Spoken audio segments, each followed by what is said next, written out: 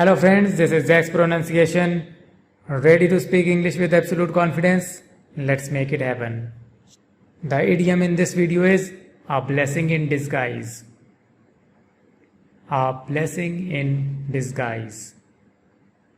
It means something that seems bad at first but later turns out good. Losing that job was a blessing in disguise. A blessing in disguise.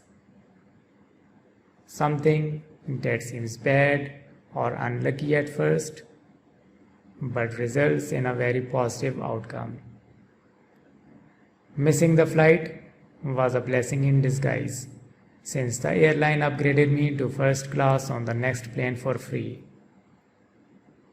A blessing in disguise. Thanks for watching the video. Please like and subscribe Zack's pronunciation to learn the pronunciation of different words.